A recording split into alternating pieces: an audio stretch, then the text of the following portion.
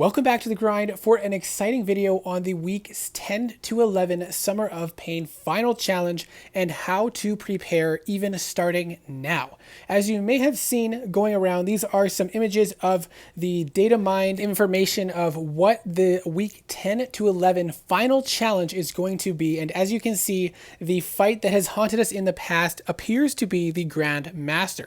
Now, the layout that is suggested by this data mined information, which is not final, and obviously things could change if Kabam decided to switch things up, but we will not have to fight every single champion back to back, but we'll have to fight a combination of two of them and then the Grandmaster, and we'll have to run this map a total of 6 times. And the image was cut off, so I kind of added on the bottom part there a little bit, but the bosses Rogue and Ghost, as well as the Adaptoid, will have to be fought twice, because you'll have to run, for example, Darkhawk, then Rogue, and then Mysterio, then Rogue, and then on to the Grandmaster. Now, if you were anticipating fighting every single boss back to back, then you might think this doesn't look so bad. However, there is also an image to suggest that you can only bring in a single champion still in this final challenge, as you can see by this image here with 1 slot. So I think many players are going to be relying on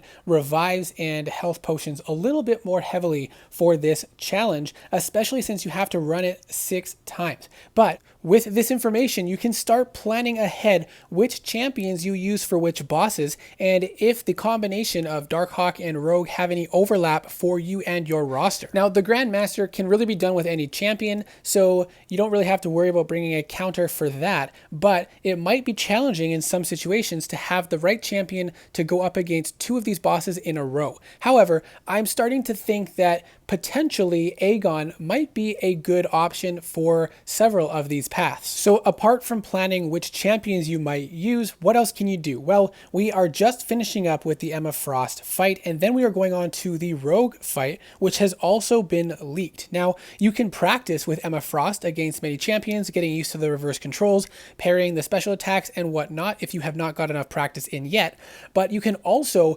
prepare ahead of time when we get Ghost coming in a couple days, what champions you're going to use against Ghost to prepare for this, as well as making sure that you get Ghost down very efficiently so that you don't have to rely on many revives for that fight. Now, you might want to practice using a champion that you're comfortable against Emma Frost, but as also a champion you remember using against Symbiote Supreme, because that's the other fight on the path with Ghost, so you'll be able to use a good counter for Symbiote Supreme, and if you practice enough with that champion against Ghost, you should be able to clear those lanes pretty easily. I also have a guide to how to defeat the Grandmaster, which I will link in the video above as well as in the description below, so you can start to prepare ahead of time if you've never fought the Grandmaster or if you just haven't fought him in a very long time. And finally, we need to talk about revive farming, because a lot of people are going to rely on revives pretty heavily for this final challenge. But the good news is we have a full week and 1 day before that challenge drops, and then we have that challenge for 2 full weeks. So you have up to 3 weeks to farm revives before you will run out of the challenge. So how can you do this, and how can you start today? Because every revive in the overflow that you get now will last you until the final challenge is live, so you don't have to worry about them expiring.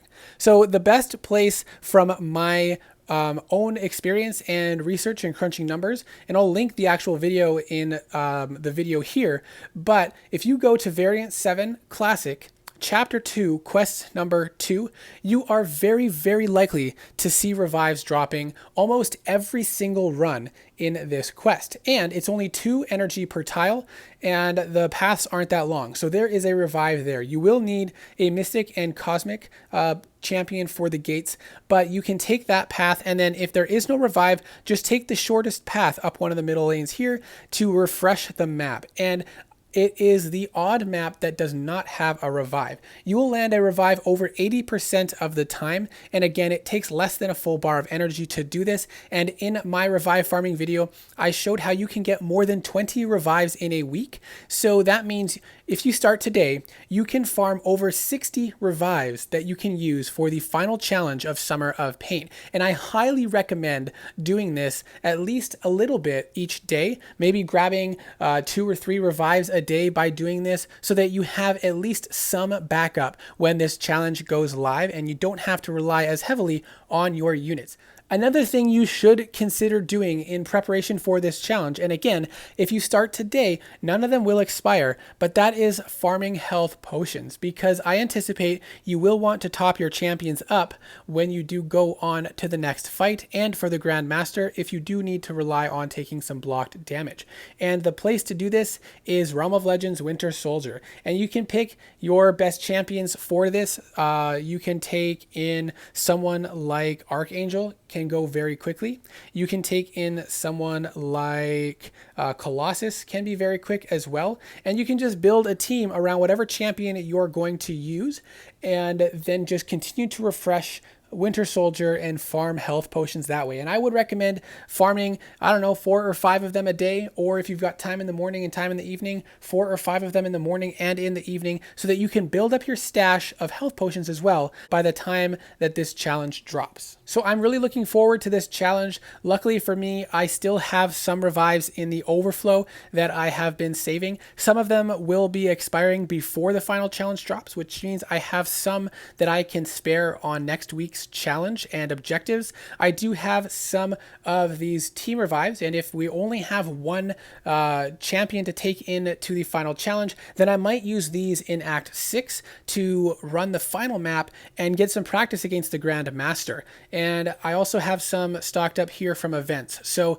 I have a good start, but again, like I said, if you just start today, you can farm 60 level 1 revives using the methods that I showed in my revive farming video and in this video. So I do hope that this video is helpful. I hope you are as excited as I am. I cannot wait to see what the rewards for this final challenge will be.